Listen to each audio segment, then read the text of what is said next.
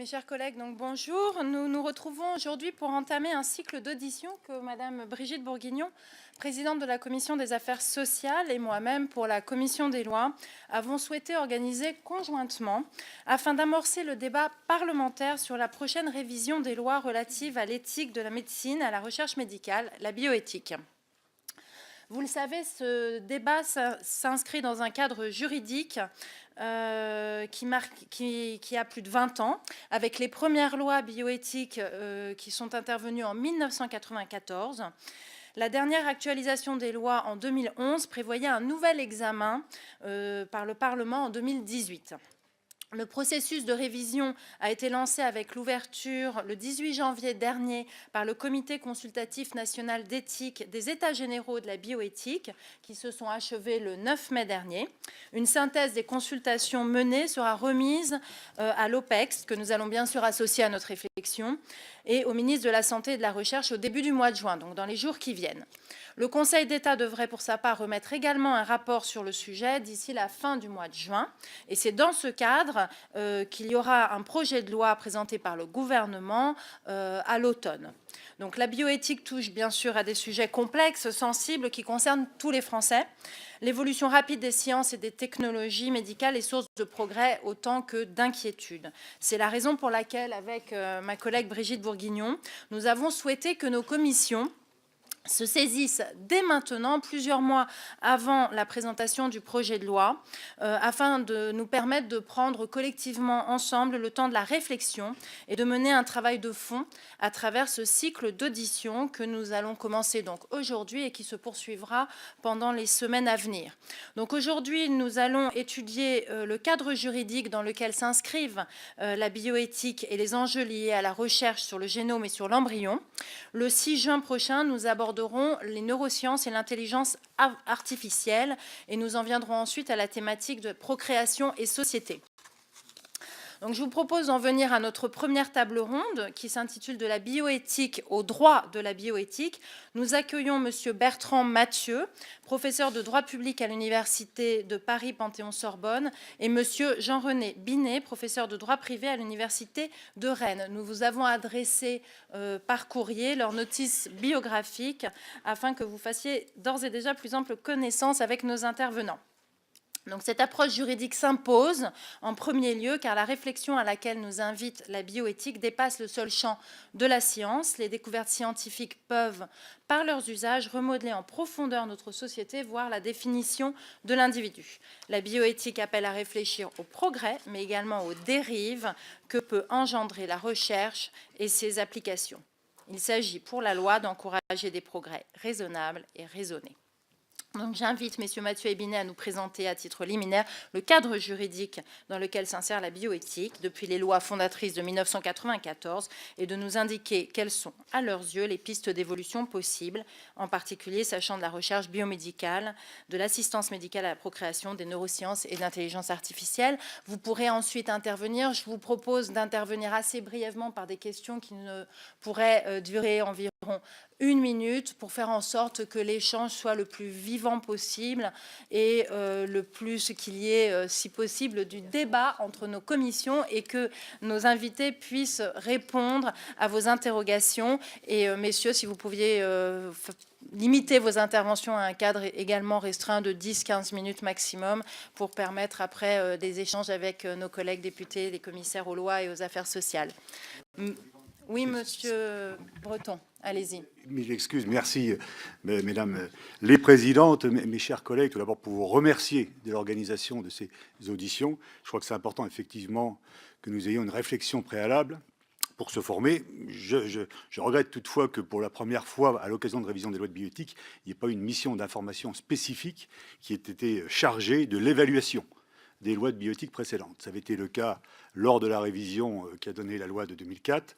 Ça avait été le cas lors de la révision qui a abouti à la loi de 2011. À l'époque, sur cette dernière révision, une mission d'information avait été ouverte à plus de 30 collègues de toutes les commissions. Et il y avait eu un travail qui s'était fait dans la durée, puisque cette mission d'information avait été créée en juin 2008, et ce rapport avait été publié en janvier de l'année 2010, c'est-à-dire durant 1 an et demi. Il y avait eu 108 auditions, ce qui montre bien tout le travail qui avait été fait.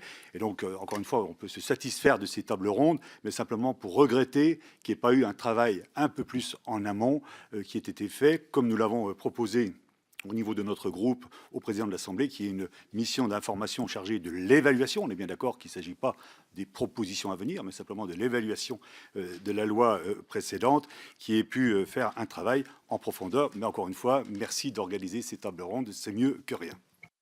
Alors, je vous remercie pour ces mots préliminaires.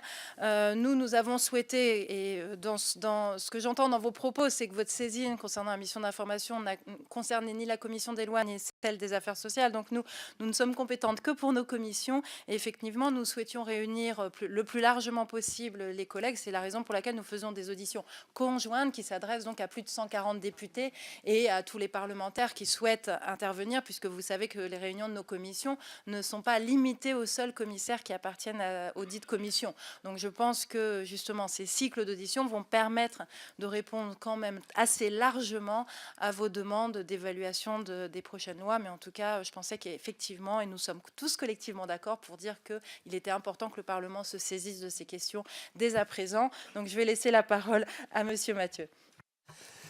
Mesdames les présidentes, mesdames, messieurs les députés, mesdames, messieurs, vous me permettrez de faire une présentation qui finalement sera très générale et qui essaiera de poser peut-être de manière un peu brutale un certain nombre de questions. Vous me faites l'honneur de me permettre d'intervenir à l'orée de ces travaux parlementaires. Et les éléments de réflexion que je voudrais apporter sont les suivants. La lettre du Premier ministre qui saisit le Conseil d'État me semble particulièrement bien poser une des questions fondamentales. C'est est-ce qu'il faut rompre partiellement ou totalement, ou pas du tout, avec les principes posés en 1994, maintenus en 2004 et en 2011. Parce qu'en effet, les règles relatives à la bioéthique ont été posées dans un cadre relatif à un certain nombre de principes, notamment constitutionnels, et le Conseil constitutionnel a eu l'occasion, en 1994, de fixer ce cadre. Le problème qui se pose, c'est que l'élasticité des principes n'est pas sans limite. Et finalement, on s'aperçoit petit à petit que de dérogation en dérogation, d'aménagement en aménagement, on s'écarte finalement de ces principes. Alors évidemment, la question, et c'est une question éminemment politique, c'est est-ce que finalement il faut repenser les principes, ou alors est-ce qu'il faut essayer de maintenir l'évolution législative dans le cadre de ces principes? En fait, une des questions qui se pose, c'est de savoir s'il faut maintenir ces principes, et j'y viendrai, ou les remplacer par une conception essentiellement casuistique à l'anglo-saxonne, à laquelle répond parfaitement les notions très souples d'éthique, de demande sociétale et de développement d'un droit essentiellement procédural. Si l'on entre dans cette voie, et je vous l'avais dit, ma présentation est un peu caricaturale, mais volontairement, en 10 ou 15 minutes, ça l'est, dans ce cas, il n'y a plus de limite a priori fixée à l'évolution des techniques et des pratiques. Et je crois que véritablement, il faut garder à l'esprit ce choix fondamental. Je ne suis pas compétent pour interpréter les demandes sociétales, je n'ai pas de compétences scientifiques en la matière. Je partirai simplement d'un principe qui me paraît tout à fait nécessaire, c'est que le droit doit être un facteur de cohérence. Le droit n'impose pas une morale spécifique, mais le droit implique, qui est finalement la manière dont on conçoit l'ordonnancement de la société, le droit implique de la cohérence, et je crois qu'en la matière, cet éloignement des pratiques par rapport à un certain nombre de principes crée un certain nombre de facteurs d'incohérence.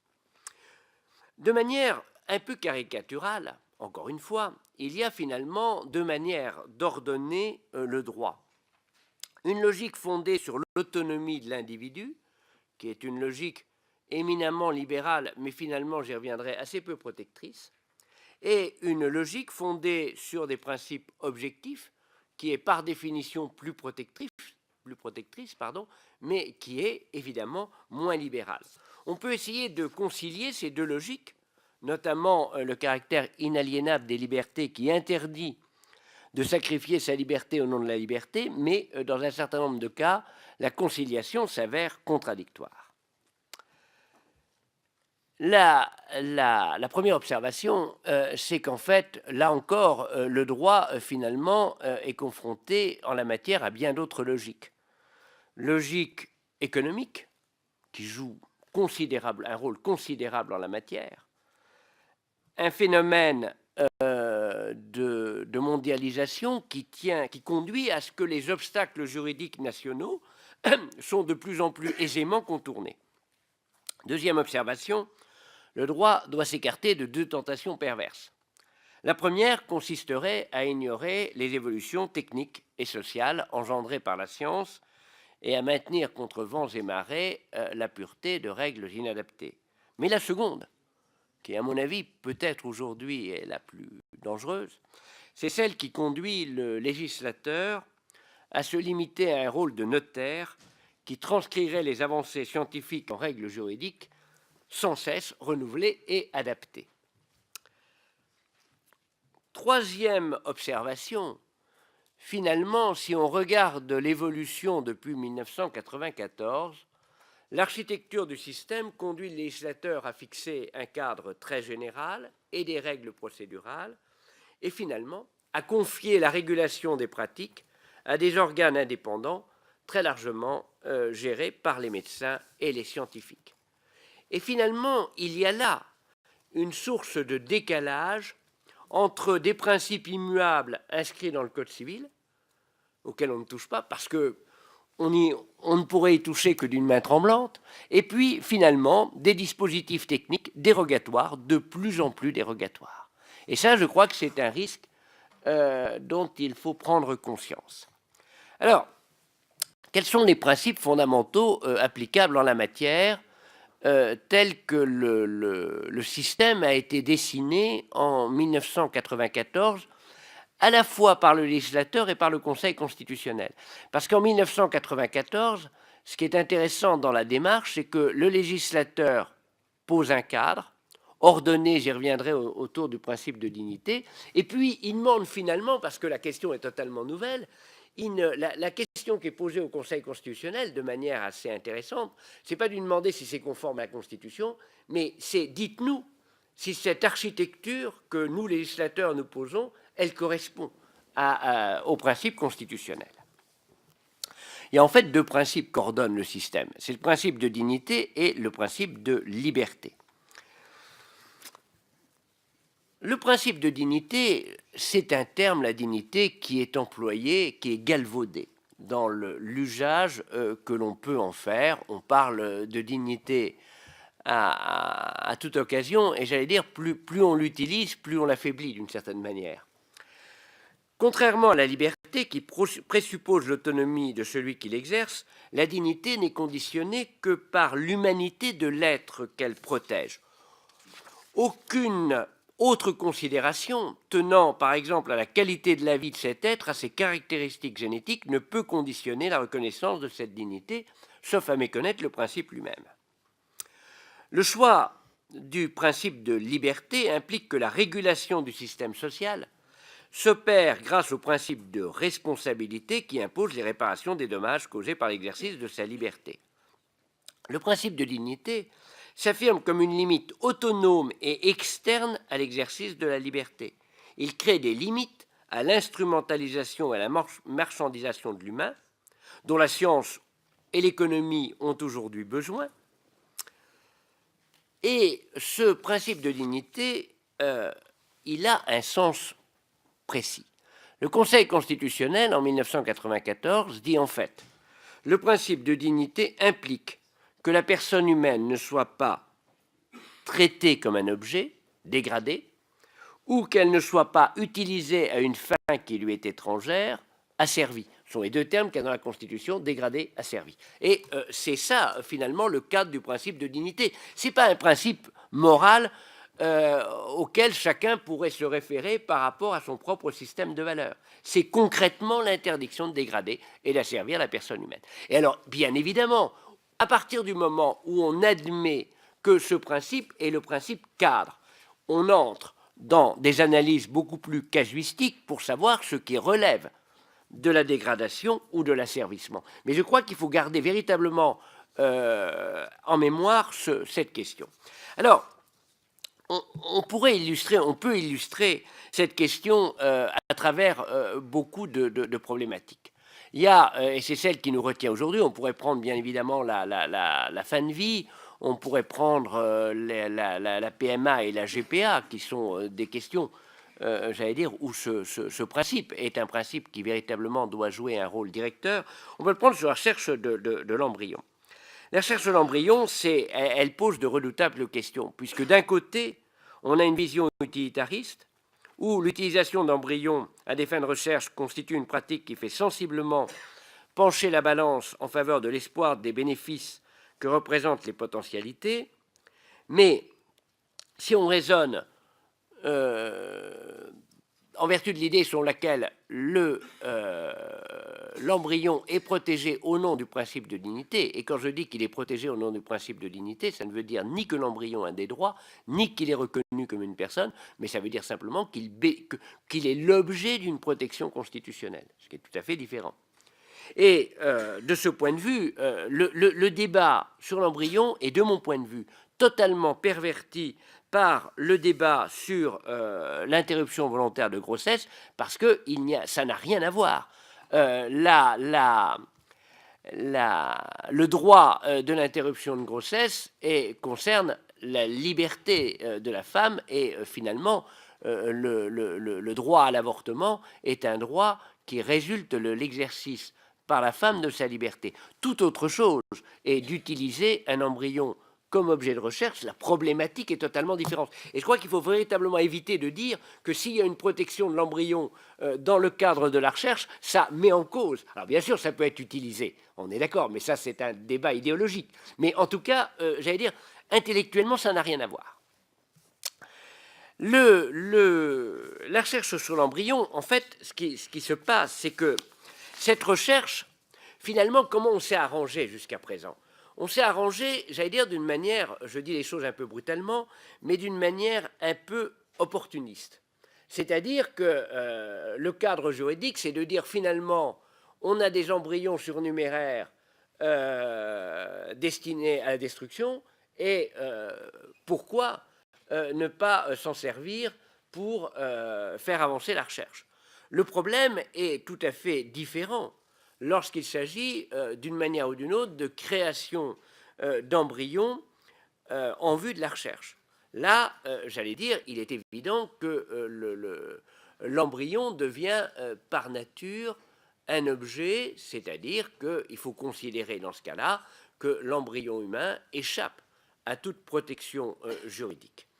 Là, je rappellerai simplement que la Convention bioéthique du Conseil de l'Europe de 1996 interdit la constitution d'embryons à des fins de recherche, et c'est donc un des éléments du cadre juridique qu'il faut prendre en compte. Pour conclure, parce que le temps qui m'est imparti est court, et vous me pardonnerez d'être très général, mais je crois que c'était un peu la règle du jeu, je voudrais mettre l'accent sur le risque fondamental qu'il y a à développer un droit qui ne serait fondé que sur l'autonomie de la volonté individuelle et encadré seulement par des contraintes procédurales et des considérations éthiques provisoires. Le danger serait alors dans un système où l'emprise du droit, et plus encore du droit national, est relativement limitée, d'engendrer une profonde inégalité au détriment des plus faibles et de s'inscrire dans une logique utilitariste de rupture avec des considérations ontologiques ou anthropologiques sur l'humanité. Et je pense à toutes les questions liées au transhumanisme et au développement de l'intelligence artificielle, qui n'ont pas un lien automatique, mais qui ont un lien potentiel. De ce point de vue, rien ne s'impose de lui-même, mais la bioéthique constitue en quelque sorte un jardin d'acclimatation qui conduit petit pas par petit pas, petite rupture par petite rupture, à des mutations très profondes sans que l'on réfléchisse à la cohérence de l'ensemble. Peut-être faudrait-il, à l'occasion d'un débat bioéthique, au-delà d'une analyse casuistique des questions posées, réfléchir sur les valeurs qui fondent les interdits. Pourquoi il y a des interdits? Quels sont ces interdits? Et le prix que nous acceptons ou non de payer pour renverser ces interdits ou pour se soumettre. Dans les deux cas, il y a un prix. Plus juridiquement, les droits subjectifs protègent ceux qui ont les moyens de se défendre. Leur infinie multiplication affaiblit chacun d'eux. Les droits objectifs définissent des interdits qui s'imposent à chacun, alors que la victime potentielle ne peut se défendre.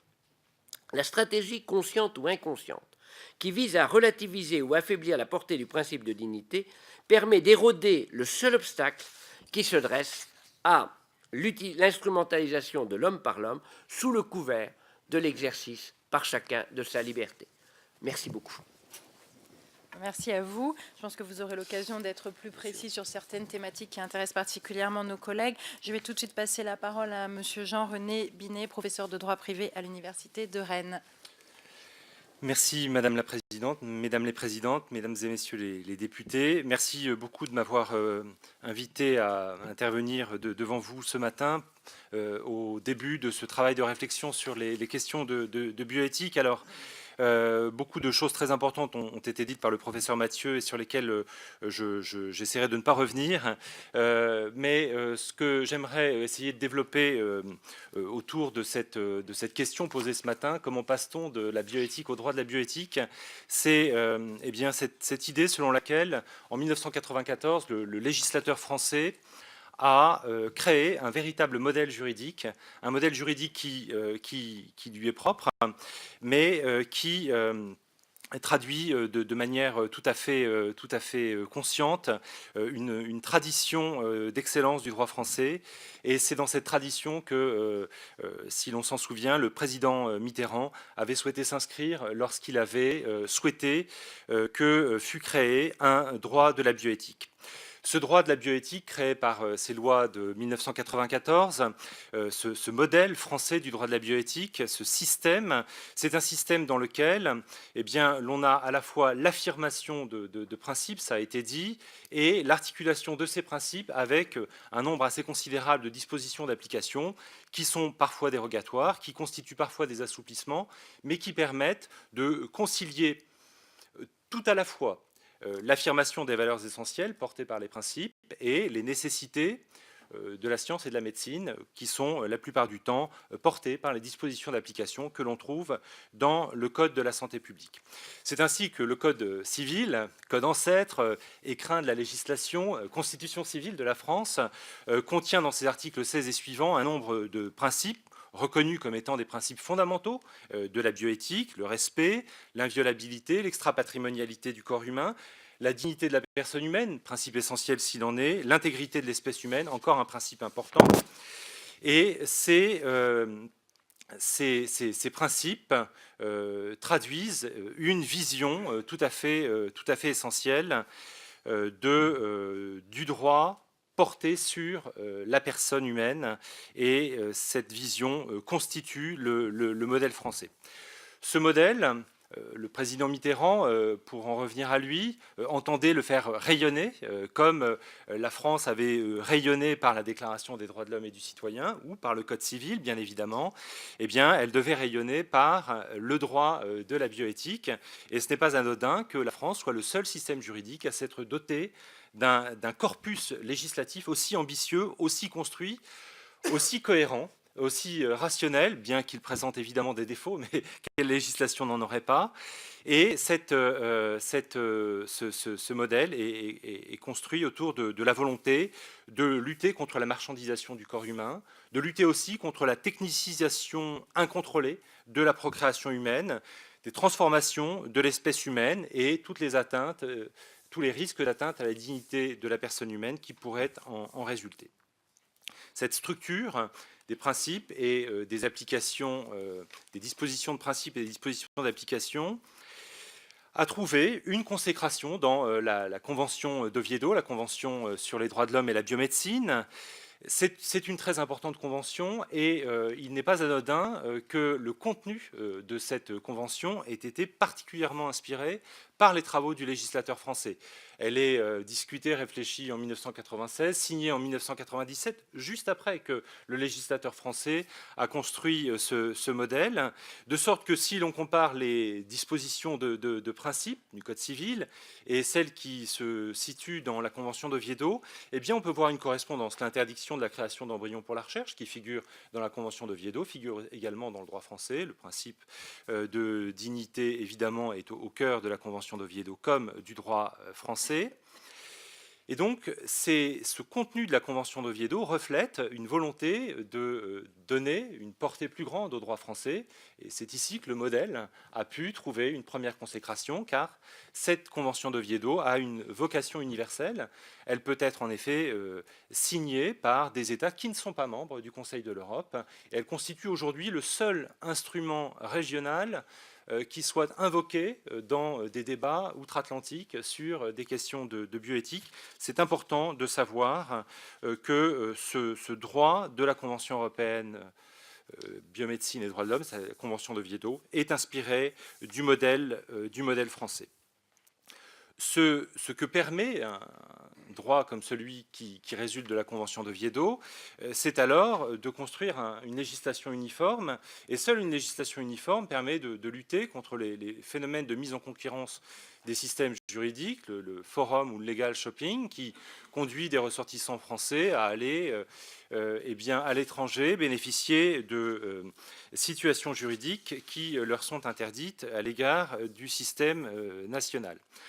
Lorsque l'on envisage cette situation de mise en concurrence des systèmes juridiques, on en vient parfois à considérer que, eh bien, puisque le droit français ne peut embrasser toutes les nations du monde, il ne manquerait plus que ça, eh bien, il doit s'adapter à ce qui se passe ailleurs, de manière à ce que les citoyens français n'aillent plus chercher ailleurs ce qu'ils ne peuvent trouver en France. Alors évidemment, le faire serait abdiquer une part importante de souveraineté nationale. Il est évident qu'il ne faut pas s'en tenir à cela. Le modèle doit être préservé. S'il doit évoluer, ce n'est certainement pas en fonction de ce qui se passe ailleurs. Alors, ce qui également est constitutif de ce modèle juridique, c'est une évolutivité inscrite dans la loi dès 1994, répétée en 2004, en 2011, et cette évolutivité de la loi, pardonnez-moi, conduit à la révision qui aujourd'hui est devant nous. Chaque révision est alors portée par l'idée selon laquelle la loi ou le droit français ne doit pas être figé dans un contenu qui pourrait ne plus correspondre aux nécessités ou à l'état de la science. Et c'est ainsi que, par exemple, en 2004, le législateur a inscrit dans le Code civil la prohibition du clonage, parce que le clonage était devenu une réalité depuis 1994. C'est ainsi encore qu'en 2011, il a inscrit dans le Code de la santé publique la possibilité de la congélation ultra rapide des ovocytes, technique qui n'était pas possible en 2004, qu'il était devenu depuis. Chaque révision est alors l'occasion de comparer l'état de la science, les besoins, et de faire un choix, car évidemment c'est l'office de la loi, faire un choix, accepter une technique, la congélation ultra rapide des ovocytes, en interdire une autre, le clonage. Si le législateur procède de cette manière, eh bien, il peut se maintenir dans un cadre qui est un cadre parfois subtil à saisir, je l'ai dit, ça avait déjà été dit auparavant, fondé sur des principes. Mais il se trouve que si des principes sont affirmés de manière explicite dans le Code civil, d'autres ne peuvent être révélés que par un exercice d'interprétation. Ils sont implicites, et pour être implicites, ils ne sont pas moins importants. Prenons 3 exemples ou 3 illustrations de ce caractère implicite de certains principes.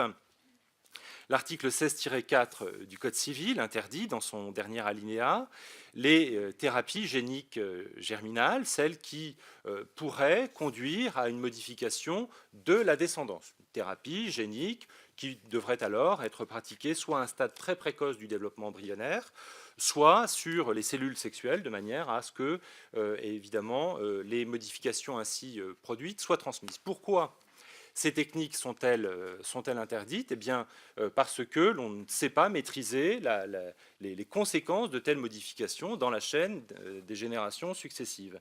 Et ainsi, sous-jacent à cette prohibition, peut-on discerner l'existence du principe de précaution, connu évidemment en droit de l'environnement et un peu moins en droit de la bioéthique, mais qui ici, je crois, trouve sa place et on pourrait le voir en d'autres occasions. Deuxième principe implicite et important malgré tout, le droit qui porte sur l'utilisation du corps humain, ses éléments, ses produits, est un droit qui est organisé autour de principes affirmés à l'article 16-1, l'inviolabilité, le respect, la non-patrimonialité du corps humain. Mais ce que traduisent ces principes, plus encore, c'est un principe d'indisponibilité, que le législateur n'a pas inscrit dans le Code civil, mais qui pourtant permet à la fois de fonder la prohibition des maternités de substitution à l'article 16-7 du Code civil et d'imposer de très nombreuses conditions aux utilisations d'éléments et de produits du corps humain. Ces éléments et produits du corps humain peuvent être utilisés. Ils le sont dans un cadre dérogatoire, soumis à des conditions strictes, gratuité, anonymat, vocation thérapeutique du prélèvement, vocation principalement thérapeutique du prélèvement. Ces conditions peuvent ici parfaitement être respectées parce qu'elles s'inscrivent dans un cadre dérogatoire à un principe qui est le principe d'indisponibilité du corps humain. Enfin, troisième principe sous-jacent ou implicite, qui concerne cette fois l'assistance médicale à la procréation. Le Code de la santé publique prévoit le recours à l'assistance médicale à la procréation dans un cadre qui est celui d'un couple formé d'un homme et d'une femme vivant et en âge de procréer.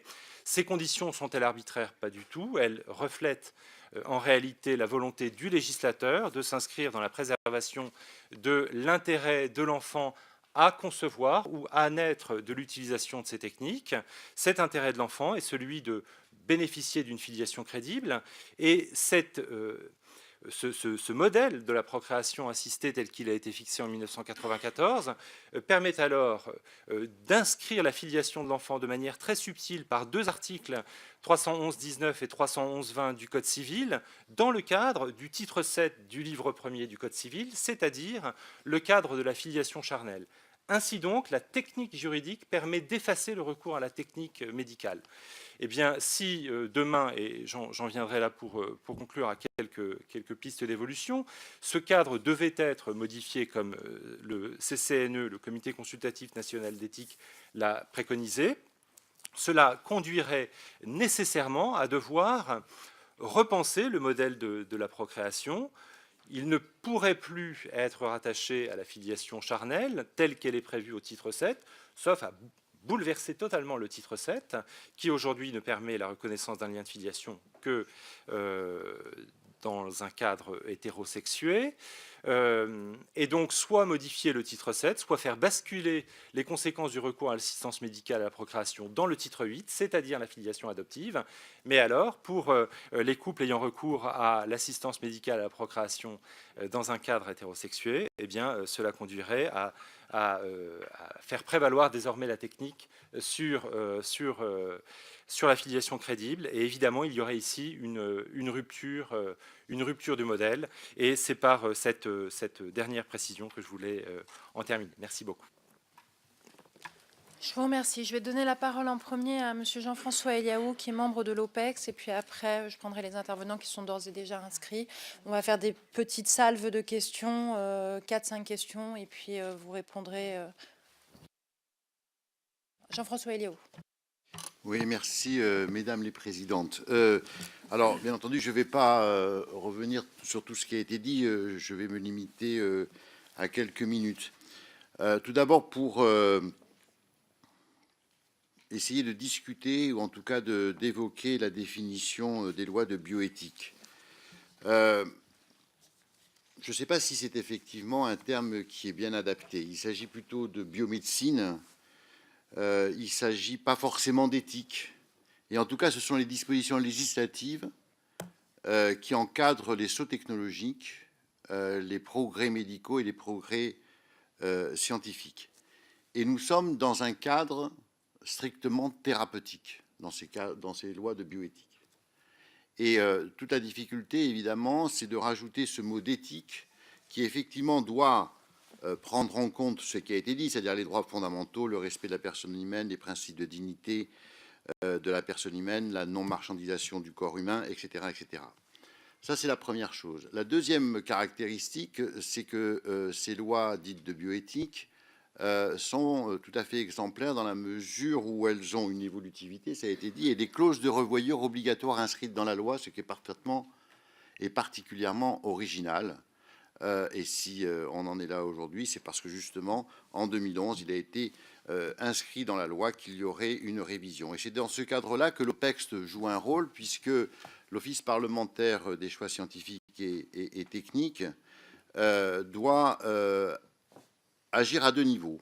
Premier niveau, c'est d'établir un rapport sur la forme et sur le fond des travaux du Comité consultatif national d'éthique. Et ce rapport du Conseil national d'éthique va être remis donc le 9 mai, comme a été dit, et nous aurons à établir à l'OPEXT un rapport, encore une fois, sur le fond et la forme. Juste une précision, il semblerait que les débats multiples qui ont eu lieu dans le cadre des États généraux de la bioéthique aient été très focalisés sur deux aspects qui ne sont pas forcément, ou qui ne rentrent pas forcément dans le cadre des lois de bioéthique. Et le deuxième travail de l'OPEXT, c'est d'évaluer, et ça a été dit tout à l'heure par un de nos collègues, c'est d'évaluer les lois de bioéthique, en particulier les lois de bioéthique de 2011. Et effectivement, là se pose un problème, et une mission d'information ou des missions d'information, comme ça se faisait par le passé, auraient été les bienvenues, parce que évaluer une loi, évidemment, il y a les auditions. Évidemment, il y a le rapport particulièrement intéressant et précis de l'Agence de la biomédecine. Et on n'a pas cité l'Agence de la biomédecine, qui est l'opérateur qui nous permet de fonctionner dans un cadre juridique très précis. Le rapport de l'Agence de la biomédecine de janvier 2018 est très utile, mais effectivement, une mission d'information aurait été également utile pour voir l'évolution, ou en tout cas où on en était des lois de bioéthique. Ça, c'est le premier point. Le deuxième point concerne, je serai très rapide, il y aura 3 points. Le deuxième point consiste à discuter ou à réfléchir sur l'évolution de ces lois de bioéthique. Et en tant que médecin et scientifique, on peut se poser la question de savoir si la loi ou les lois actuelles de bioéthique doivent aller dans le détail comme elles le font actuellement. Et c'est vrai que si on part du principe que ces lois doivent encadrer les progrès scientifiques et médicaux, dans un cadre thérapeutique, j'insiste là-dessus, la science évoluant extrêmement rapidement, on pourrait très bien imaginer qu'il y ait un travail législatif avec en établissant une loi cadre qui simplement permettrait de juger et d'encadrer les progrès médicaux basés sur les grands principes que nous avons décrits tout à l'heure. Ça, c'est le deuxième point. C'est un point de réflexion. Et le troisième point, j'en viens à la recherche sur l'embryon. La recherche sur l'embryon, même si c'est un objet ayant, je suis d'accord avec vous, ayant une protection constitutionnelle, la recherche sur l'embryon, ou en tout cas les limitations de la recherche sur l'embryon, sont basées sur deux principes. Le principe de l'eugénisme, éviter l'eugénisme, et deuxième principe, éviter le clonage humain. Sachant que le clonage humain est une réalité technologique pas si virtuelle que ça, et qu'il y a des possibilités à terme d'envisager dans quelques années la possibilité technologique de cloner un être humain. Et c'est ces deux principes qu'il faut éviter et qui ont été déjà abordés dans les lois de bioéthique précédentes et qu'il est nécessaire de limiter, bien entendu. La création d'un embryon dans le but de la recherche, bien entendu, est quelque chose qui est absolument à proscrire. Simplement, je veux rappeler à mes chers collègues que la loi de bioéthique, je termine, la loi de bioéthique précédente a permis ce qu'on appelle le bébé médicament. D'accord? Et le bébé médicament, très rapidement, c'est quand il y a une famille qui a un enfant ayant une atteinte génétique très forte ou une atteinte hématologique très grave, c'est d'avoir la possibilité de faire des enfants ayant les caractéristiques génétiques proches de l'enfant malade et de pouvoir greffer. Donc, cette notion du bébé médicament et de l'embryon qui est constitué à des fins de recherche est quelque chose qui est très important et sur lequel il va falloir évidemment réfléchir. J'ai terminé, Madame la Présidente. Quelques suggestions. Je vous remercie. Donc Jean-Louis Touraine, et après on passera aux questions. Jean-Louis Touraine, vous avez la parole. Merci. Je tiens d'abord à vivement remercier nos deux présidentes d'avoir organisé cette séance et puis nos deux intervenants pour avoir, tous les deux professeurs de droit, pour avoir si clairement exposé les problématiques. En effet, les liens entre bioéthique et droit sont très importants, mais ils sont singuliers et différents des autres domaines que nous sommes habitués à traiter. En effet, pour la bioéthique et les lois qui régissent cette bioéthique, les caractéristiques sont par définition extrêmement mouvantes, évolutives dans le temps, et nous ne pouvons pas inscrire dans le marbre aucune de nos décisions, compte tenu de la rapidité, comme ça a été évoqué, de progression des connaissances scientifiques. D'ailleurs, le périmètre lui-même change. Par exemple, cette année, nous introduisions l'intelligence artificielle et les domaines relatifs aux données, mais il y aura encore dans le futur un périmètre beaucoup plus élargi. Je voudrais juste rappeler quel a été l'historique dans notre pays. Souvenez-vous, en 1983, création du Comité consultatif national éthique qui émet des avis, des recommandations, et puis constatation rapidement que ces avis, qui étaient à l'époque pris sous la présidence de Jean Bernard sans vote, mais sur un consensus du comité, pouvaient être transgressés impunément par quiconque. C'était une recommandation, mais aucune sanction ne venait caractériser les déviations qui pouvaient être opérées. Donc il a fallu en 1994 dire pour que ces avis aient une certaine valeur respectée, il faut qu'il y ait des lois qui définissent les sanctions éventuelles pour tous ceux qui ne les appliquent pas. D'autres pays ont pris des chemins différents en faisant plutôt intervenir la jurisprudence. Ils ont eu la constatation que cela changeait très très vite. Et donc, eh bien, ils attendent que les problèmes se posent, la jurisprudence servant pour traiter les cas futurs devant chacun des cas qui s'est posé.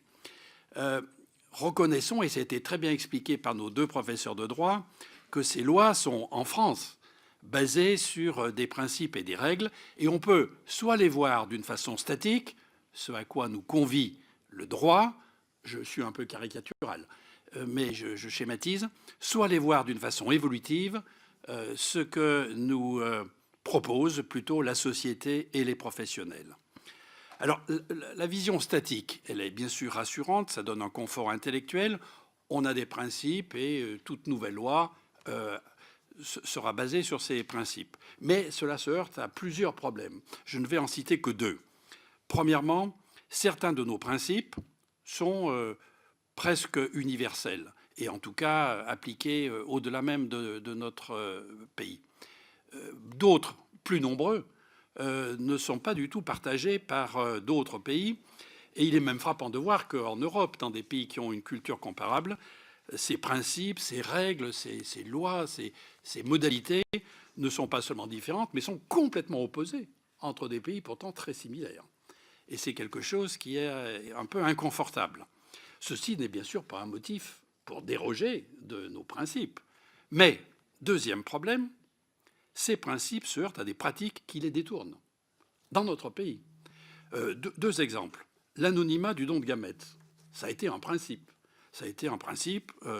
Nous ne devons pas indiquer qui a été le donneur. Eh bien, on voit qu'avec les techniques modernes, un jeune homme, Arthur, a pu, grâce à la génétique, l'ADN, la généalogie, aboutir à identifier quel était le donneur de gamètes qui lui avait permis de naître. Et ceci est motivé par le désir d'accès aux origines. Donc on voit bien qu'on a un principe, mais on a une forte volonté de la part des personnes nées de ces dons de gamètes d'accéder aux origines, et donc ils trouvent les moyens scientifiques pour transgresser, pour détourner le principe. Deuxième exemple, la gratuité du don de sang. C'est un principe qui existe dans peu de pays, la France, le Brésil, quelques autres pays, mais ce principe nous apparaît véritablement très, très bénéfique et on peut tout à fait le concevoir. Cependant, comme nous devons avoir, pour les besoins de notre pays, une certaine quantité de produits dérivés du sang. Je prends l'exemple des immunoglobulines pour traiter les malades qui ont des agammaglobulinémies. Eh bien, avec les donneurs volontaires, nous ne pouvons pas produire suffisamment de gamma-globulines, donc nous achetons ces immunoglobulines à des laboratoires étrangers qui les fabriquent à partir de donneurs de sang rétribués. Donc nous avons un principe, je vais conclure, nous avons un principe, mais nous n'appliquons pas ce principe puisque nous achetons à des pays voisins des produits sanguins provenant de donneurs rétribués. Donc moi, ma conclusion, c'est simplement peut-être, pas une conclusion, pardon, une légère proposition, c'est qu'à l'aube de cette nouvelle révision des lois de bioéthique, est-ce que nous ne pourrions pas être peut-être invités à garder un esprit tout à fait ouvert, même si nous gardons bien sûr à l'esprit ces principes qui sont tout à fait importants, mais en sachant qu'ils sont évolutifs, qu'ils ne sont pas immuables. Et ce qui est important, mais vous l'avez dit, messieurs les professeurs de droit, ce qui est important, c'est de garder la cohérence des valeurs. Je vous remercie. Donc maintenant, nous allons passer aux questions. Donc des questions assez brèves d'1 minute. Je vais prendre 5 questions, puis les 2 professeurs pourront nous répondre. Madame Caroline Janvier. Merci Madame la Présidente. Messieurs Binet et Mathieu, je voudrais tout d'abord me joindre à mes collègues pour vous remercier de votre présence et de nous permettre, à cette occasion, de mener une réflexion sur les champs éthiques et juridiques dans le cadre de cette révision des lois de bioéthique. Le terme d'éthique se distingue de celui de la morale au sens où celle-ci renvoie davantage à un corps constitué de normes, alors que l'éthique implique un questionnement en action sur la norme elle-même. Elle s'interroge sur les fondements de ces normes et se confronte ainsi à l'absence de critères moraux immuables, le progrès technique étant l'un des facteurs d'évolution de nos repères sociaux. Accompagner le progrès technique qui renvoie aux principes utilitaristes que vous avez évoqués, tout en respectant un certain nombre de principes moraux, parmi lesquels la liberté, la dignité, le respect de la vie. Voilà une injonction qui, au regard du débat public, peut paraître paradoxale. Et c'est tout l'enjeu de l'éthique, d'accompagner, à mon sens, ce paradoxe. Ma question est la suivante. Le rôle de la loi n'est-il pas de permettre les conditions mêmes de ce questionnement éthique et de ce fait, jusqu'où aller? Enfin, quelle articulation avec la soft law, autrement dit avec les règles éthiques, déontologiques, peut-on concevoir? Je vous remercie. Je vous remercie. Monsieur Thomas Meunier. Merci Madame la Présidente, merci messieurs de vos interventions. Je voudrais pour ma part vous interroger sur une question qui concerne et intéresse nos concitoyens au quotidien. Il s'agit de la protection et de l'exploitation des données de santé, qui constitue l'une des 9 thématiques de travail des États généraux de bioéthique. Nous sommes confrontés dans ce domaine à plusieurs questionnements éthiques. D'une part, les données de santé sont au sein des données à caractère personnel parmi les plus sensibles, ayant trait à la vie privée des personnes, à l'intime, comme le soulignait récemment le Conseil d'État. D'autre part, la collecte et l'exploitation des données de santé sont essentielles au progrès scientifique et thérapeutique, à la veille sanitaire, à l'amélioration de notre système de santé et à la conduite des politiques de soins et de prévention. Si ces données sont et doivent évidemment continuer à être protégées afin d'assurer le respect de la vie privée des personnes et le secret médical, il semble nécessaire de lever certains verrous afin, par exemple, de pouvoir croiser et exploiter les données issues des différentes bases du système national des données de santé. Il s'agit ainsi de concilier des impératifs de protection et d'ouverture. C'est pourquoi j'aurais souhaité avoir vos éclairages sur les enjeux relatifs à ces questions et sur la façon dont elles pourront s'inscrire dans la révision des lois de bioéthique. Je vous remercie. Merci. Christophe Euzet. Merci, Mesdames les Présidentes, merci, Messieurs les professeurs, pour ces exposés. Je voudrais ramener le débat, tant que c'est encore possible, avant qu'il se technicise trop, dans sa généralité. Nous sommes dans une société de progrès. Le progrès, à un moment donné, bouscule les valeurs éthiques et traditionnelles, puis interpelle directement, dans un troisième temps, le droit. Le droit est interpellé par les progrès de la recherche, par les progrès scientifiques, par les progrès de la biomédecine, plus que de la bioéthique. Je rejoins le professeur Eliaou sur cette sémantique. Le problème qui se pose aux juristes que nous sommes en l'occurrence à la commission des lois est bien sûr celui de la temporalité distincte entre la science et le droit qui veut l'encadrer. Le droit arrange, met des cases, ordonne, là où la recherche est fluide, exponentielle et évolutive, ça pose des problèmes très, très délicats, d'autant plus que la compétence du législateur a lieu pour encadrer les activités de praticiens à destination de nouveau de praticiens. Il y a bien une immixtion du juriste dans le monde de praticiens qui est très compliqué. Alors pour faire très très bref, à un moment donné, le juriste est exposé où il y a un point de butée entre les questions qui concernent les praticiens et celles qui touchent la société dans son entier et ses principes fondateurs. Le professeur Bertrand Mathieu a très justement expliqué qu'à un moment donné se pose la question de savoir si on succombe à l'ordre juridique spontané anglo-saxon de façon générale ou si on essaie de tenir des bastions juridiques. Ma question est très simple. Si on fait le choix de maintenir des bastions et donc des principes juridiques sur lesquels on essaie de s'asseoir au risque de devoir les aménager progressivement parce que le droit et la recherche progressent très très vite, comment, de façon très pragmatique, très brutale, comment se refuser durablement à des innovations qui sont à portée de main et dire on ne le fait pas parce qu'au nom de certains principes, on se refuse de le faire, alors que, et c'est le deuxième aspect de ma question, d'autres, moins chargés de scrupules éthiques ou juridiques, se décident à le faire de leur côté. En d'autres termes, comment rester compétitif en matière de recherche scientifique et biomédicale si nous nous refusons des progrès que d'autres s'autorisent à faire? Je vous remercie. Madame Blandine Brocard.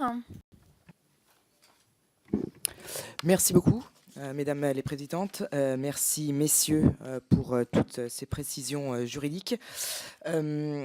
Évidemment, tout cela nous amène à beaucoup de questions. En tant que législateur, effectivement, on doit poser les limites de la société telle qu'on la considère et telle qu'on veut la voir évoluer. Mais le problème de fond, effectivement, qui est soulevé, et je n'ai vraiment pas de réponse, et je ne sais pas si on peut en avoir une, c'est comment on peut effectivement satisfaire des revendications individuelles qui se confrontent aux grands principes de société, effectivement, que vous avez exposés. Et ma seconde question, c'est que sur toutes ces questions particulièrement, on voit que justement ces revendications individuelles font appel à ce qui se passe dans d'autres pays. Alors vous avez dit, messieurs, et je l'entends parfaitement, je suis bien d'accord avec vous, qu'on ne peut pas faire notre droit en fonction des droits étrangers, mais ce sont justement les revendications des personnes qui en appellent dans un certain nombre de domaines à l'évolution de notre législation. Par exemple, on peut penser effectivement à la procréation médicalement assistée. Donc, comment garder ces fondements? Et surtout, il y a aussi un point qu'on n'évoque pas, j'ai fini, c'est ma dernière question, comment le juge s'inscrit dedans, qui justement peut beaucoup plus, j'allais dire, affiner et individualiser ce que la loi ne peut pas faire. Je vous remercie. Je vous remercie. Et enfin, Patrick Hetzel. Merci beaucoup, Madame la Présidente, Mesdames les Présidentes, Messieurs les professeurs, mes chers collègues. Tout d'abord, merci beaucoup pour vos interventions.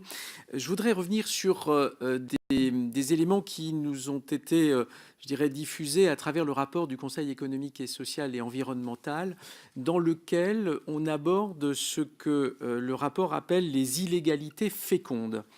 On peut lire dans ce rapport que, selon eux, ces illégalités fécondes devraient conduire à la régularisation de pratiques qui sont certes interdites mais tolérées. On cite un certain nombre d'exemples avec des glissements possibles, y compris pour la loi Claes-Leonetti. On indique que la sédation profonde et continue impliquerait une possibilité assumée, quoique non avouée, je reprends le texte du rapport, de mettre fin activement à la vie de la personne. Est-ce que vous pouvez nous donner le regard que vous portez, vous, en tant que juriste sur de tels glissements, en disant finalement il y a des pratiques, même si elles ne sont pas avouées, il faut maintenant mettre finalement en adéquation le droit avec des pratiques, fussent-elles non avouées. Comment les juristes que vous êtes regardent-ils cette question? Je vous remercie.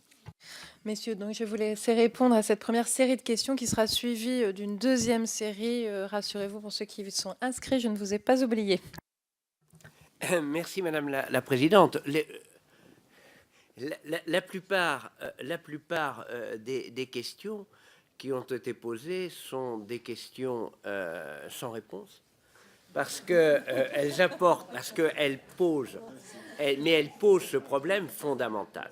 Elles sont sans réponse, je veux dire par là qu'il ne peut pas y être apporté une réponse qui va précisément dans un sens ou dans un autre. La question est la suivante. C'est comment tenir, en fait, le défi. C'est comment tenir les deux bouts de la chaîne. Les deux bouts de la chaîne, c'est prendre en compte les effets positifs de certaines évolutions en matière médicale, en matière sociale, mais l'autre bout de la chaîne, c'est comment rester dans l'ordre des principes fondateurs de notre système juridique. Or, il est évident que la tentation de tout à chacun, c'est de regarder quels sont les effets positifs. Et finalement, c'est cette vieille expression, la fin justifie les moyens. Et c'est ça auquel il faut faire attention. La première question, c'est en effet, est-ce que c'est utile? Deuxième question, est-ce que c'est conforme à nos principes? Et troisième question, c'est si finalement on fait tomber une barrière, quelles peuvent en être les conséquences? C'est ça aussi auquel il faut penser. C'est-à-dire qu'une fois que la barrière sera tombée, peut-être qu'aujourd'hui on aura des pratiques qui seront admissibles, mais au nom de quoi on interdira des pratiques? Et je me pose toujours une question. Au nom de quoi aujourd'hui on interdit le clonage reproductif? Mais finalement, si on va au fond des choses, c'est ce que j'appelle, je me fais l'avocat du diable bien entendu, c'est presque devenu un tabou au sens propre du terme, parce que probablement que le clonage reproductif n'est pas plus attentatoire aux principes fondamentaux que d'autres pratiques, mais ça reste le dernier tabou d'une certaine manière. Et je crains que finalement on ne trouve plus un jour les vraies raisons qui nous permettent de dire il faut interdire le clonage reproductif, parce qu'on aura fait tomber finalement les barrières et qu'on dira c'est parce que c'est choquant, c'est parce que ça nous gêne. Je crois qu'il faut faire très attention à ça. Il y a fondamentalement, et vous avez raison, mais ça a été tellement dense que c'est difficile de répondre, c'est que, bien entendu, on sort du cadre de la bioéthique en posant notamment les questions relatives à la fin de vie ou les questions peut-être relatives à la gestation pour autrui. Il n'en reste pas moins qu'elles ont en commun de poser cette question sur est-ce qu'on arrive, on reste dans une conception ontologique de l'homme, il faut la définir, mais est-ce qu'on y reste, ou est-ce qu'on reste, et ça c'est le droit comparé, dans une conception utilitariste. J'allais dire, il n'y a aucune raison, a priori, de choisir une conception ontologique ou une conception utilitariste. C'est un choix éminemment politique, et on a parlé en effet des systèmes différents. Et tous les systèmes anglo-saxons sont essentiellement utilitaristes. Le problème, c'est qu'on a théoriquement un cadre conceptuel qui est un peu différent. Est-ce qu'on en sort ou pas? Je vais prendre un autre exemple. Je relisais récemment un livre qui est considéré comme un livre, j'allais dire, tout à fait condamnable, qui est d'Alexis Carrel, qui a été le prix Nobel de médecine, L'homme, c'est inconnu. Et Alexis Carrel a été l'un des plus grands propagateurs de l'eugénisme en France. Et c'est pour ça, d'ailleurs, au nom de cette condamnation de l'eugénisme, qu'on a débaptisé de son nom la faculté de médecine de Lyon. Le problème, c'est que j'ai relu L'homme, c'est inconnu. Bien entendu, les termes sont aujourd'hui inadmissibles, inacceptables. On n'emploie plus cette terminologie-là. Mais au fond, ce livre part de l'idée on n'a pas le droit de faire naître des enfants destinés au malheur. La conception eugénique, très largement, c'est une conception qui n'est pas, c'est Alexis Carrel, une conception raciale. Ce n'est pas une conception raciste. Bien sûr, les conceptions racistes s'en sont servies, Mais Alexis Carrel, c'est un médecin. Et il dit, finalement, il faut éviter de faire supporter aux parents des enfants anormaux, il faut éviter de faire naître des enfants anormaux, il faut sélectionner. C'est ça la logique d'Alexis Carrel. Mais je me dis, mais comment on peut vivre dans ce monde qui, à la fois, condamne à juste titre les conceptions d'Alexis Carrel et qui, d'un autre côté, s'engage, il faut bien le dire, dans des conceptions eugéniques. Il y a là un paradoxe qu'il faut quand même prendre en considération. Je ne défends rien ici, je défends simplement un problème de cohérence. Il y a deux risques majeurs dans ces évolutions. Le premier risque, c'est deux risques qui concernent l'égalité. Je crois qu'on est en train de remettre en cause l'égalité profonde entre les êtres humains. Et ça touche à tout. Ça touche à la fin de vie, ça touche à la sélection, ça touche aux tests génétiques, ça touche à l'intelligence artificielle. C'est-à-dire que si on remet en cause, pardonnez-moi d'être un peu passionné, mais si on remet en cause la conception ontologique de l'homme, on remet en cause l'égalité profonde entre les êtres humains.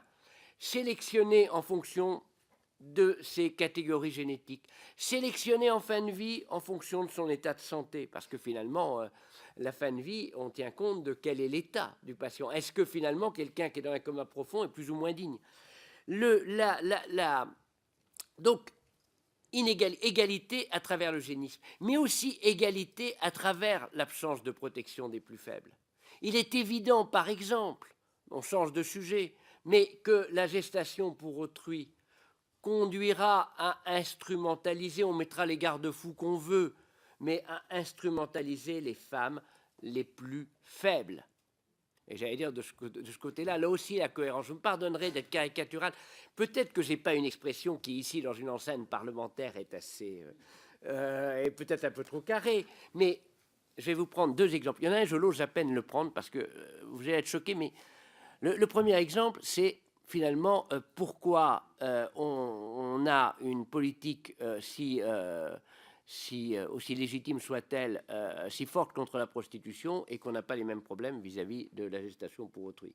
Il y a quand même, entre l'un et l'autre, il peut y avoir des points communs. Je suis désolé, c'est peut-être choquant.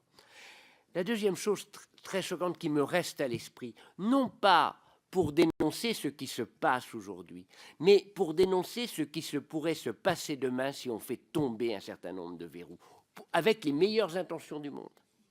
Moi, j'ai travaillé il y a quelques années en Allemagne sur le procès des médecins nazis, deuxième procès de Nuremberg. Dans ce deuxième procès de Nuremberg, il y a un certain nombre de médecins qui ne sont absolument pas des idéologues.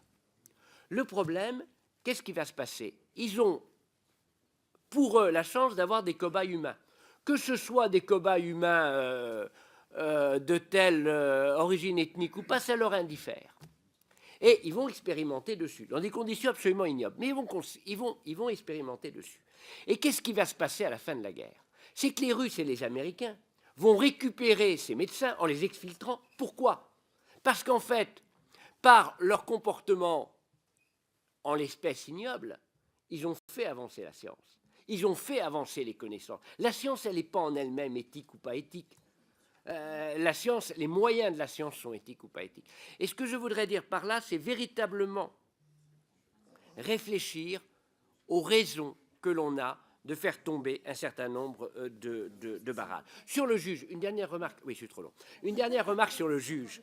Sur le juge et les illégalités fécondes. Je ne crois pas qu'il faut transférer au juge. C'est vous, parlementaires, qui êtes les instances démocratiques. Le juge, moi je suis en l'occurrence en ce moment juge administratif, temporairement. Et je ne considère que je n'ai aucune légitimité à décider sur les problèmes de fond. Deuxième question, l'illégalité féconde. Oui, le droit et la société a avancé par un certain nombre de transgressions. Mais ce n'a jamais été le législateur qui a transgressé. Pardonnez-moi. Je vous en prie, merci beaucoup. Monsieur Binet, est-ce que vous voulez rajouter quelque chose avant qu'on prenne la dernière série de questions? Non, très sincèrement, il n'y a rien à ajouter. Je me réserve pour les autres questions.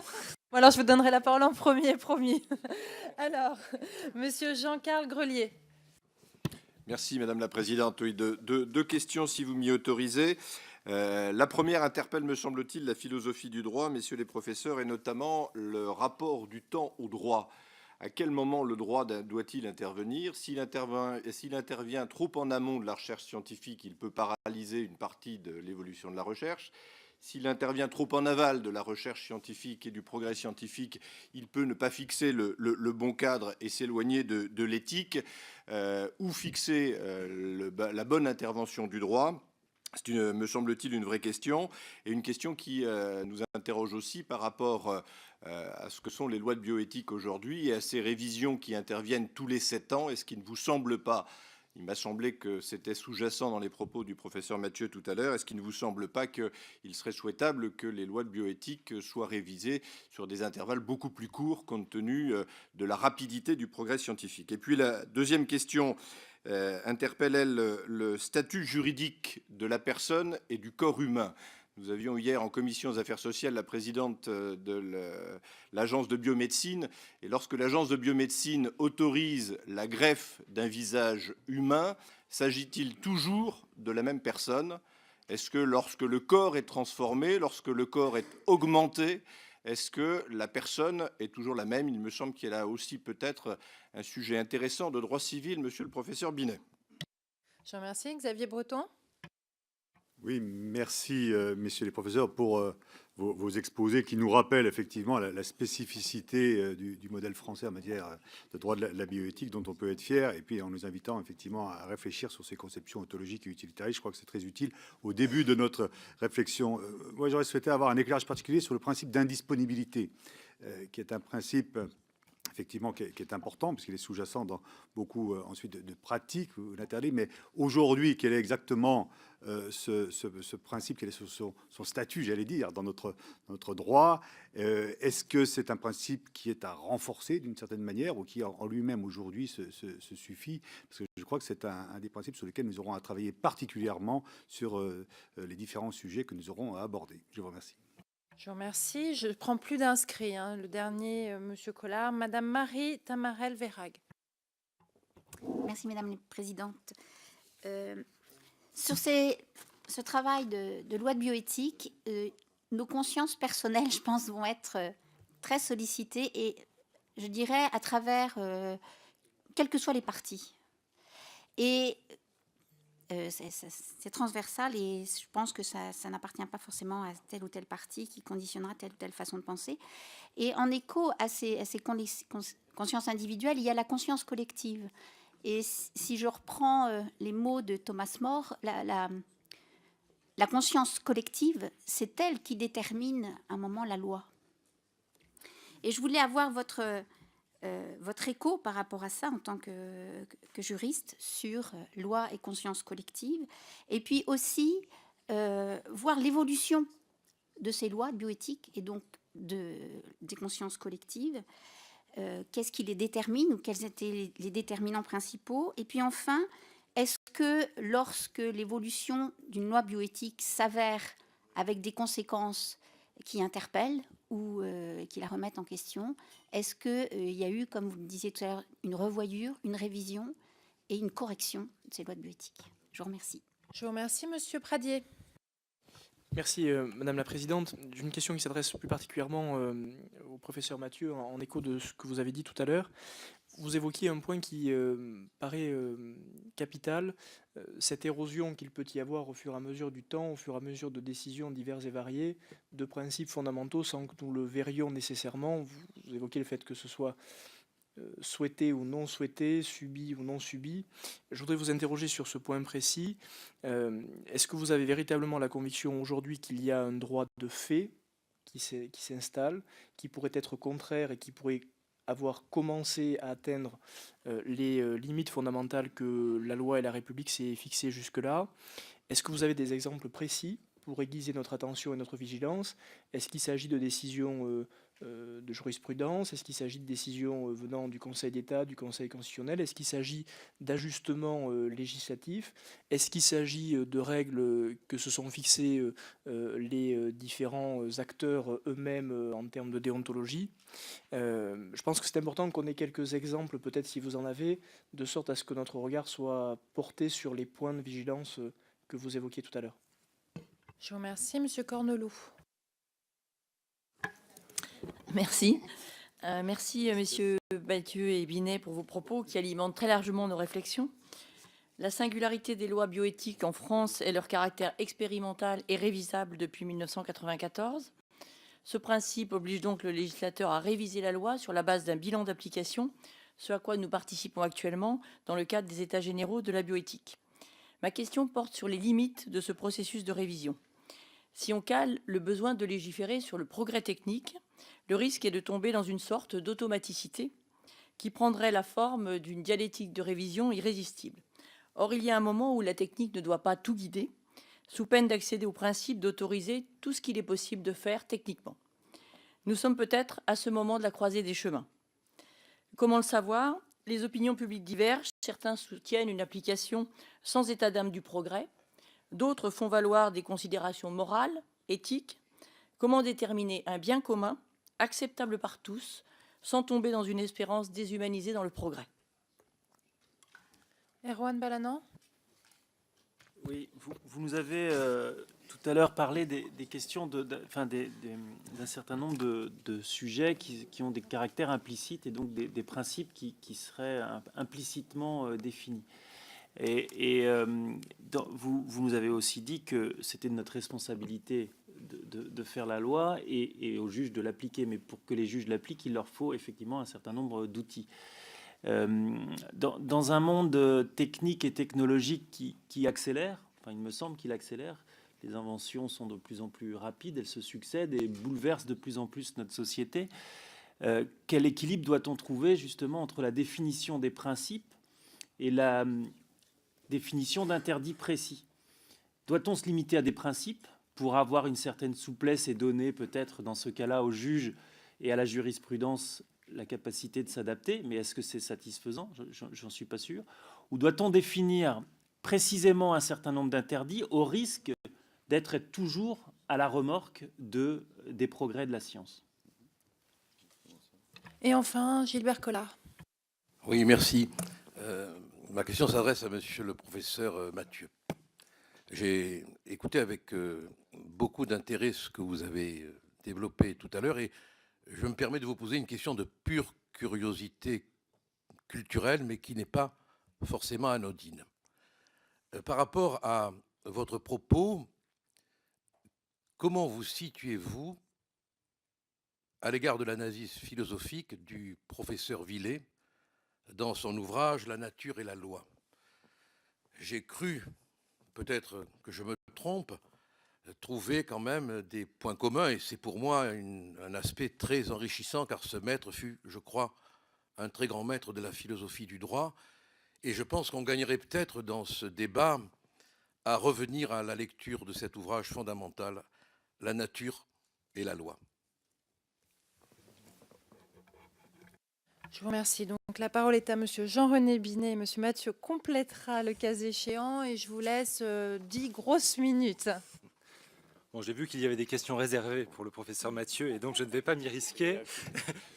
Ce qui est plus confortable d'ailleurs, car la philosophie du droit. Non, plus sérieusement, sur un nombre assez important des questions posées, se manifeste cette différence de temporalité entre la science et la loi, le caractère évolutif de celle-ci et la nécessaire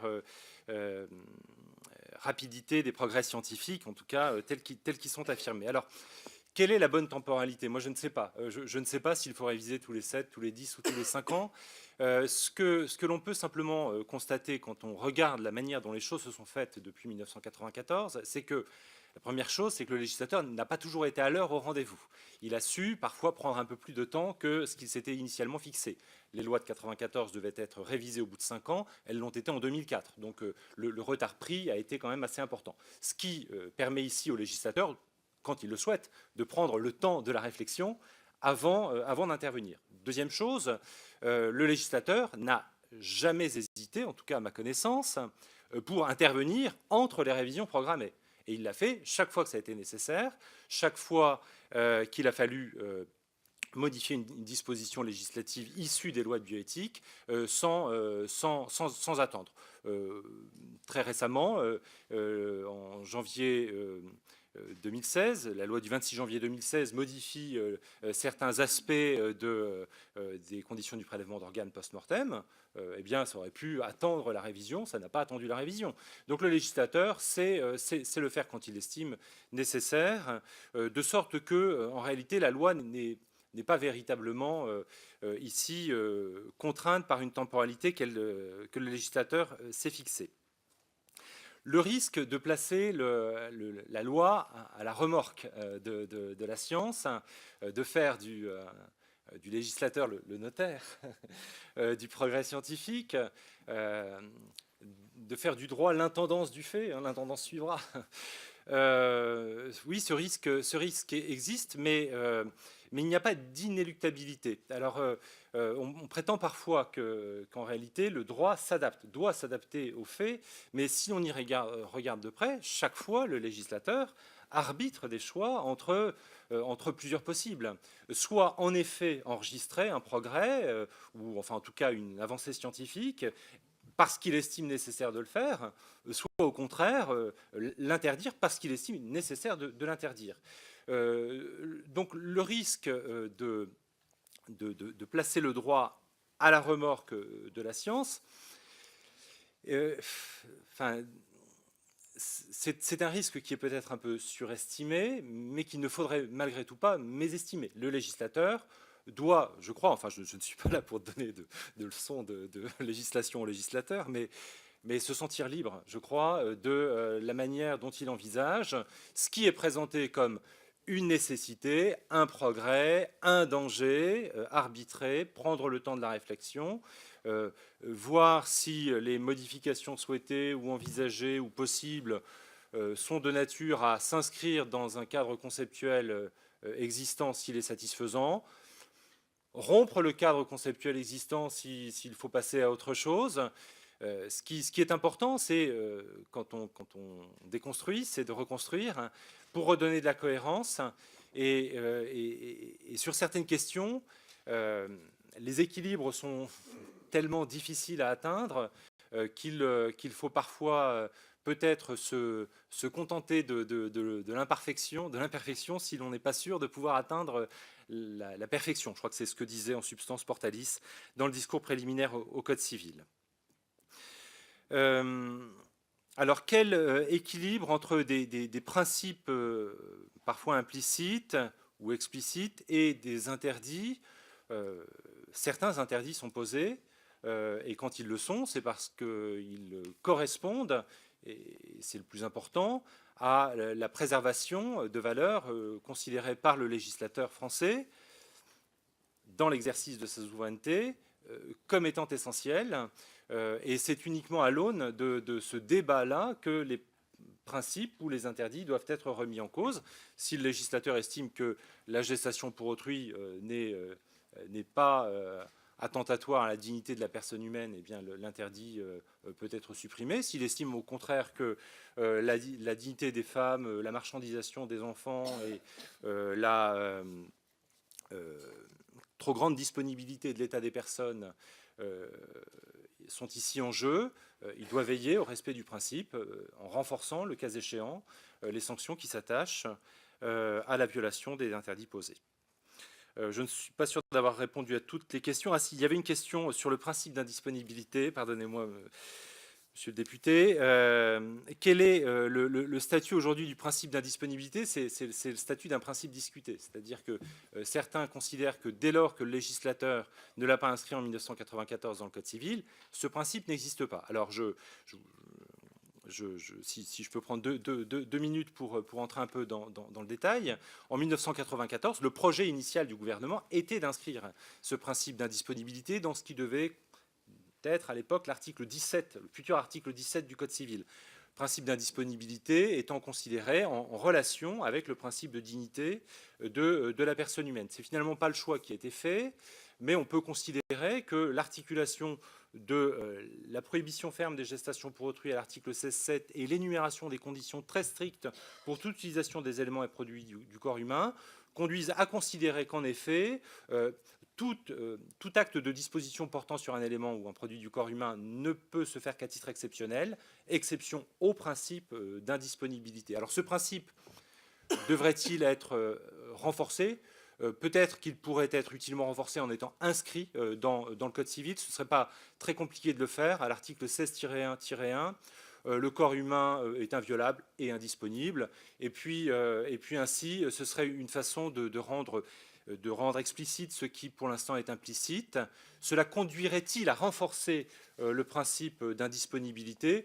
Oui, probablement par la valeur d'expressivité qui s'attache évidemment à l'inscription dans la loi. Ensuite, faudrait-il l'élever à un rang supplémentaire? Ce pourrait être aussi une bonne idée, mais disons que ce principe d'indisponibilité est tellement lié au principe de dignité de la personne humaine qu'en réalité, on peut considérer, mais enfin le contenu est souvent imprécis de ce principe de dignité, que la préservation de l'un conduit à la préservation de l'autre.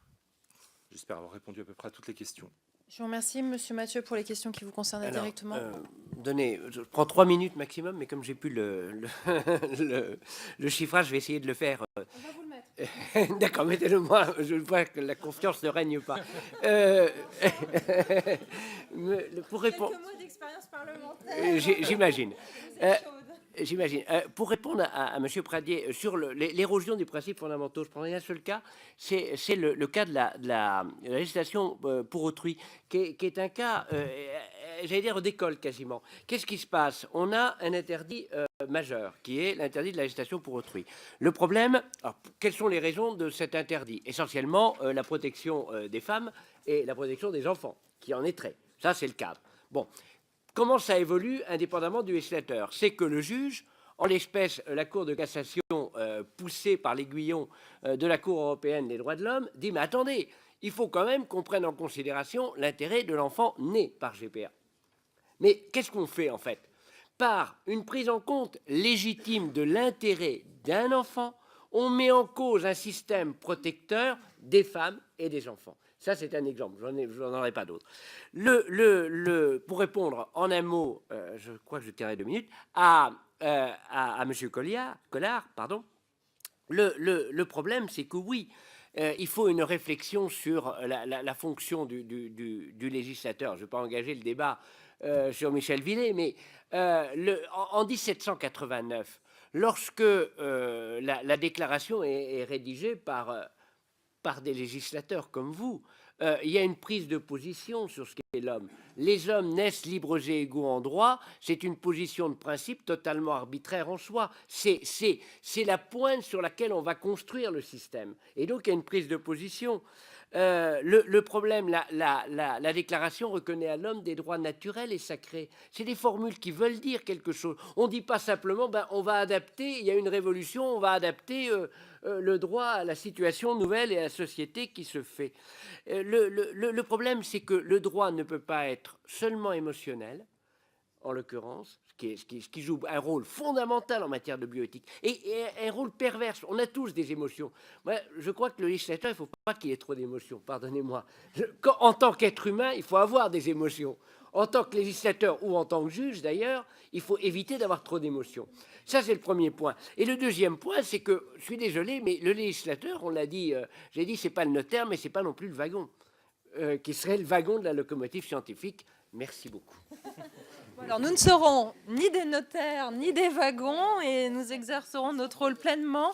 Et nous vous remercions vraiment d'avoir amorcé notre cycle de conférences vraiment avec nous. C'était extrêmement intéressant. Je vous invite à assister, si vous le souhaitez, à notre deuxième table ronde qui concernera la recherche génétique et la recherche sur l'embryon. Nous accueillerons donc nos 2 intervenants. On a un timing parfait. Merci beaucoup. Nos 3 intervenants.